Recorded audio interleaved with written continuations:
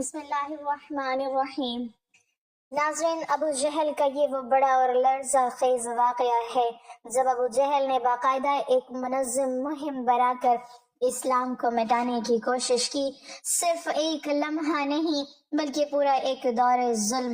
جب حج کا موسم آتا اور عرب کے دور دراز قبائل مکہ کی طرف بڑھتے تو ابو جہل داروندوہ میں سرداروں کو اکٹھا کرتا، منصوبہ بنتا کہ محمد صلی اللہ علیہ وسلم تک کوئی سچ نہ پہنچ پائے۔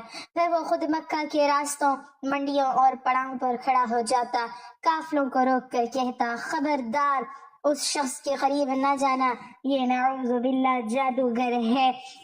باتوں سے باپ کو بیٹے سے، شوہر کو بیوی سے جدا کر دیتا ہے۔ اس کی بات سن لی تو تمہارا دین، تمہاری عزت، تمہاری پہچان سب چھن جائے گی۔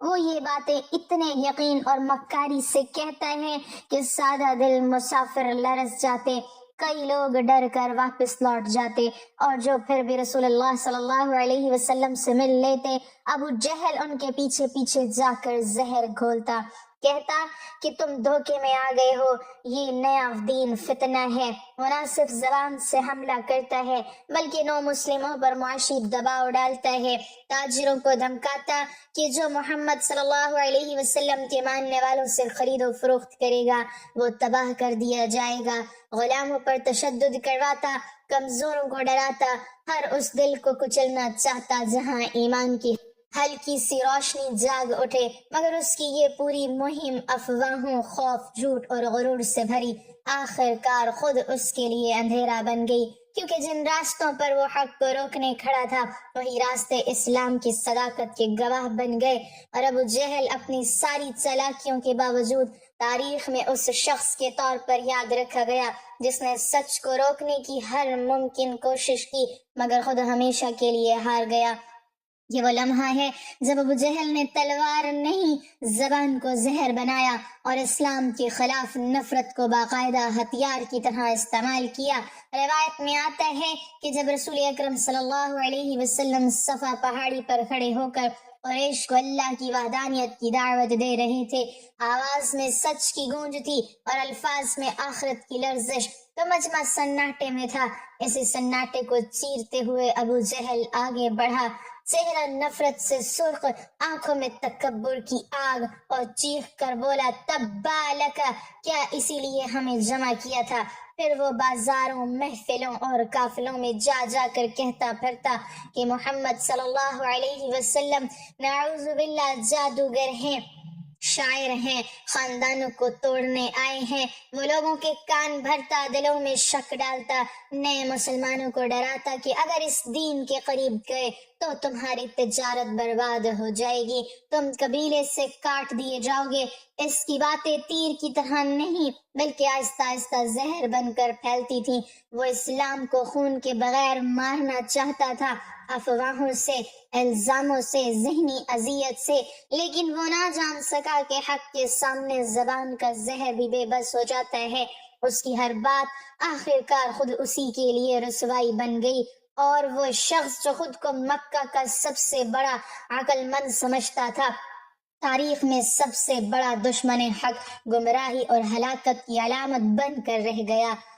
یہ ایک پورا عہد ظلم ہے، ایک ہی واقعہ مگر برسوں پر پھیلا ہوا۔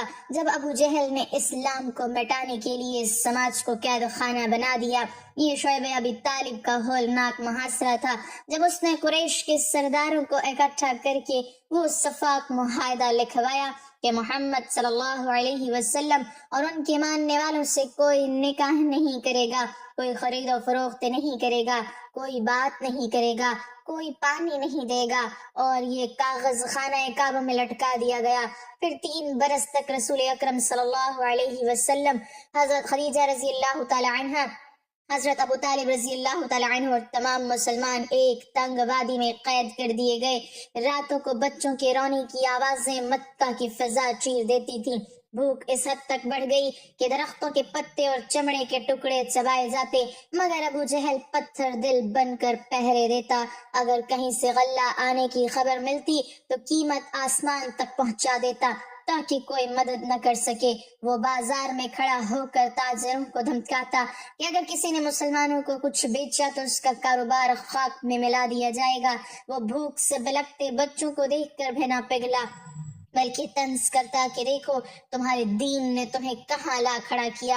اس کی باتیں خنجر کی طرح دلوں میں اترتی تھیں، مگر اسی اندھیرے میں ایمان اور مضبوط ہوتا گیا، اور جب وہ ظالمانہ معاہدہ ٹوٹا تو پتہ چلا کہ کاغذ کو دیمک کھا چکی ہے، صرف اللہ کا نام باقی ہے۔ یوں ابو جہل کا لکھا ہوا ظلم مٹ گیا اور اللہ کا لکھا ہوا حق باقی رہا، اور وہ شخص جو خود کو مکہ کا سب سے بڑا محافظ سمجھتا تھا، تاریخ میں بھوک، اذیت اور بے رحمی کے ایک ایسے چہرے کے طور پر رہ گیا جسے پڑھ کر آج بھی دل کانپ اٹھتا ہے۔ یہ واقعہ دل کو دہلا دینے والا ہے اور ایک پوری صفاق ذہنیت کو بے نقاب کرتا ہے۔ وہ دن جب ابو جہل نے اسلام کو دبانے کے لیے کمزوروں کا خون بہانا بھی معمول سمجھ لیا۔ یاسر کے گھرانے کا جرم صرف یہ تھا کہ انہوں نے اللہ ایک ہے کہہ دیا تھا۔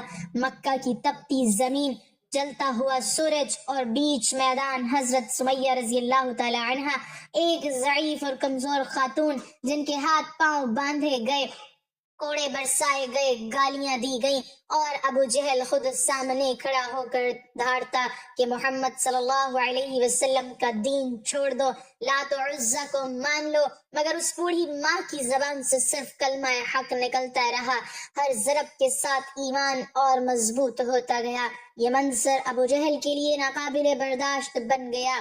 اس کا غرور پاگل پن میں بدلا اور اسی جنون میں اس نے نیزہ اٹھایا اور بے دردی سے حضرت سمیہ کو شہید کر دیا، اسلام کی پہلی شہیدہ، اور یہ کہتے ہوئے قہقہا لگایا کہ دیکھو تمہارا انجام یہی ہے۔ مگر حقیقت یہ تھی کہ اس نے ایک جسم کو مارا، ایمان کو نہیں۔ اس دن مکہ کی مٹی نے ایک ماں کا خون پیا، مگر آسمان نے گواہی دی، اور وہی ابو جہل جو خود کو اسلام کا خاتمہ کرنے والا سمجھتا تھا، تاریخ میں ہمیشہ کے لیے ایک قاتل، ظالم اور دشمن حق کے نام سے لکھ دیا گیا، جبکہ حضرت سمیہ کا نام صبر، قربانی اور ابدی کامیابی کی علامت بن گیا۔ اللہ کے نبی صلی اللہ علیہ وسلم جب بھی دنیا میں آئے، اہل کفر و باطل نے ان کا نہ صرف انکار کیا بلکہ ان کے راستے میں ہر طرح کی رکاوٹیں بھی کھڑی ہیں۔ کتنے ہی انبیاء کرام علیہم السلام کو ان کی قوموں نے شہید کر ڈالا۔ حضور نبی پاک صلی اللہ علیہ وسلم کی بھی بہت زیادہ مخالفت کی گئی۔ اس کے باوجود کئی بار معجزانہ طور پر کفار حضور صلی اللہ علیہ وسلم کے رعب میں آ کر خوف سے کانپ اٹھے۔ ابن اسحاق نے بیان کیا ہے کہ دشمن خدا ابو جہل بن ہشام رسول اللہ صلی اللہ علیہ وسلم سے سخت دشمنی اور بغض رکھتا تھا۔ اللہ تعالیٰ نے حضور اکرم صلی اللہ علیہ وسلم کے ذریعے ابو جہل کو کئی بار ذلیل و رسوا کیا۔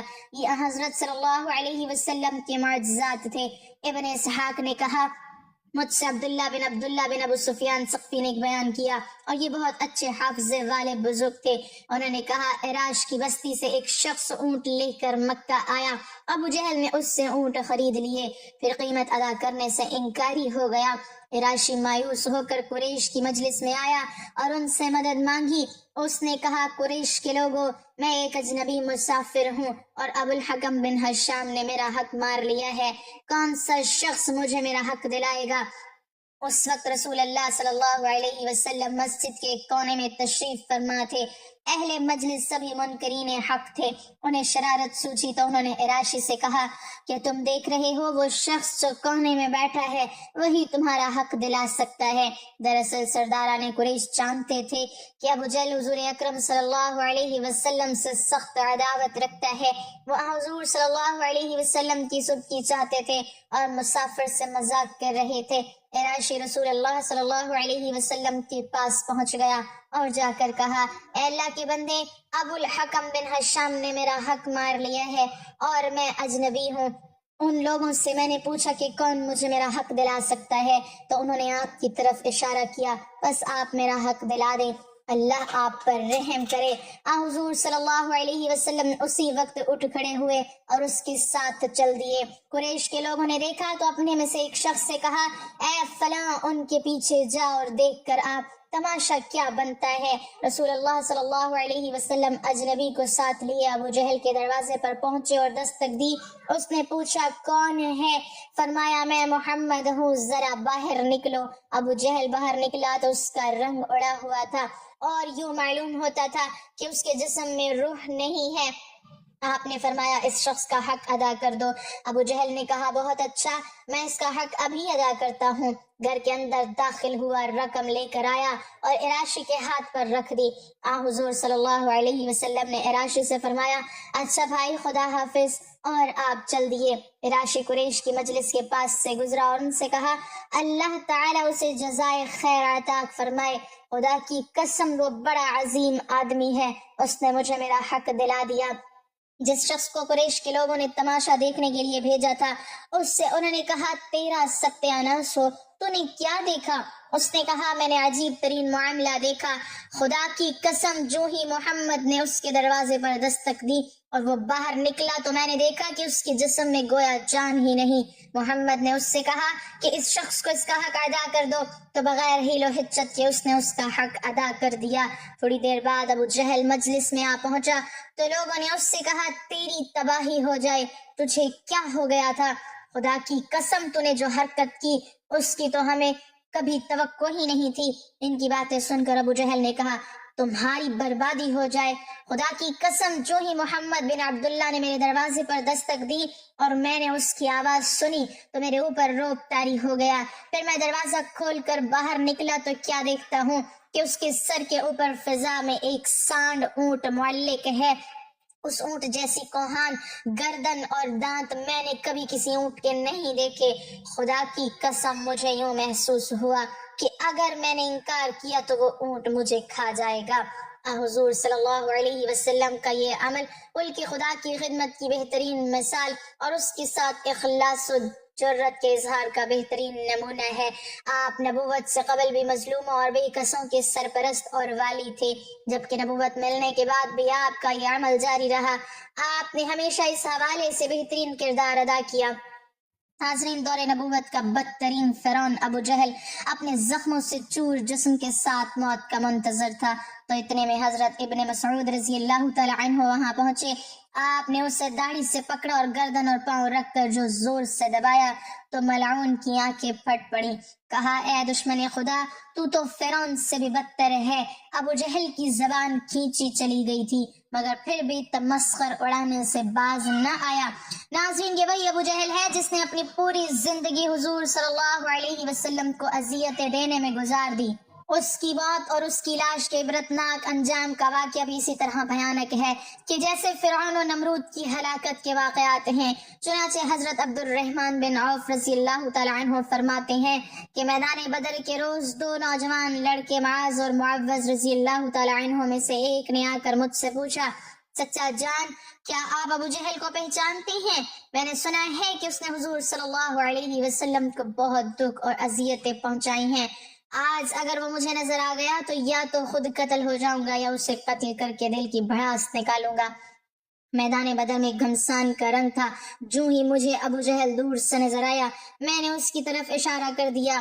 ابھی اشارہ ہی کیا تھا کہ دونوں لڑکے باقی سی طرف رفتار پر اس پر چھٹ پڑے اور ابو جہل اونٹ پر سوار پھرتیاں دکھاتا رہا۔ انہوں نے جاتے ہی جو اس پر پہلا وار کیا تو اس کا پاؤں پنڈلی سے جدا ہو گیا۔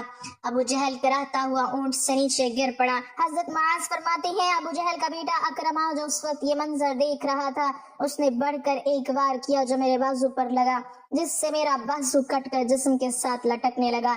میں اسی طرح لٹکتے ہوئے بازو سے لڑتا رہا حتیٰ کہ جب اس نے مجھے تنگ کیا تو میں نے اسے اپنی ٹانگ میں دبا کر کھینچا اور جسم سے الگ کر دیا۔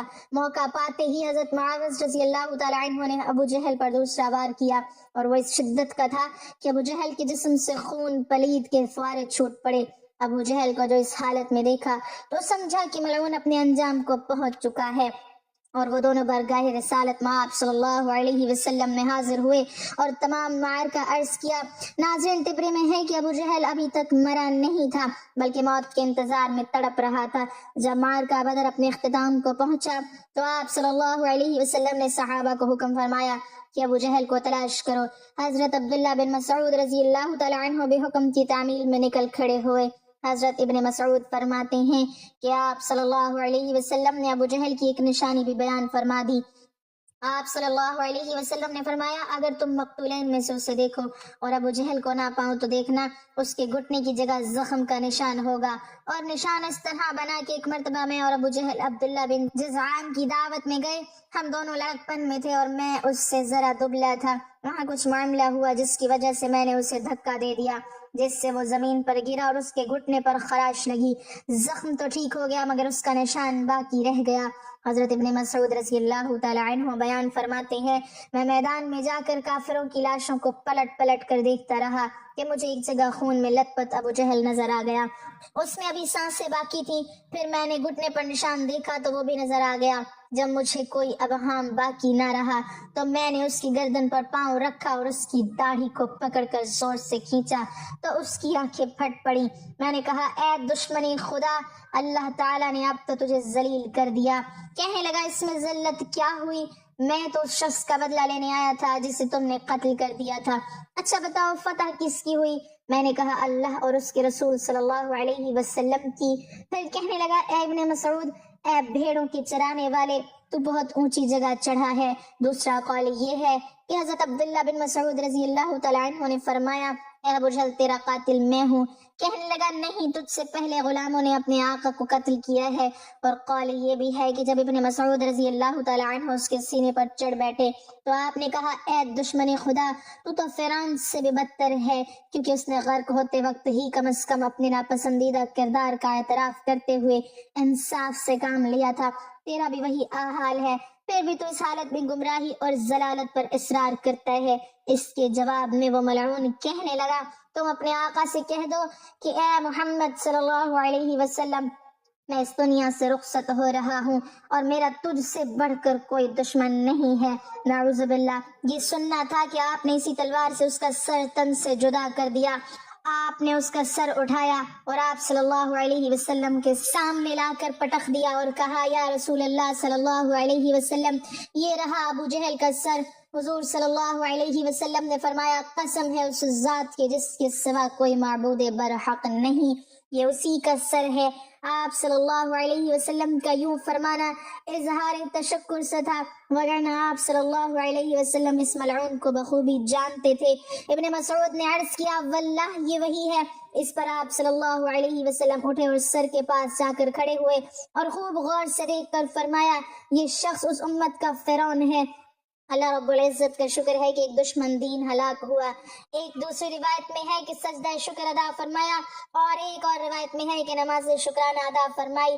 اس کے بعد آپ صلی اللہ علیہ وسلم نے حکم دیا کہ ان کو فلاں کنویں میں ڈال دیا جائے۔ چنانچہ صحابہ اکرام نے سرداران قریش کو ٹانگوں سے گھسیٹ گھسیٹ کر کنویں میں ڈال دیا اور اسی طرح ابو جہل کے سر کو اور اس کے سر کٹی لاش کو بھی ٹانگ سے گھسیٹ کر کنویں میں ڈالا گیا۔ یوں 24 سرداران قریش کو اس کنویں میں پھینکا گیا۔ اس کے بعد آپ صلی اللہ علیہ وسلم نے مزید 3 روز بدر میں قیام فرمایا اور جب وہاں سے روانہ ہوئے تو اس کنویں پر تشریف لے گئے جہاں کفار مکہ کی لاشیں پھینکی گئی تھی۔ حضرت عائشہ رضی اللہ تعالی عنہا سے مروی ہے آپ صلی اللہ علیہ وسلم نے وہاں کھڑے ہو کر فرمایا اے کنویں والو، کیا تم نے اس وعدے کو جو اللہ نے تم سے کیا تھا ٹھیک پایا ہے؟ بے شک مجھ سے اللہ نے جو وعدہ کیا تھا سچ ہو گیا۔ اور حضرت انس بن مالک رضی اللہ تعالی عنہ سے روایت ہے کہ آپ صلی اللہ علیہ وسلم نے وسط شب فرمایا تھا اے کنویں والو، اے ابو جہل بن حشام، اے عتبہ بن ربیعہ، اے فلاں جو وعدہ تمہارے رب یعنی بتوں نے تم سے کیا تھا کہ تم نے وہ ٹھیک پایا؟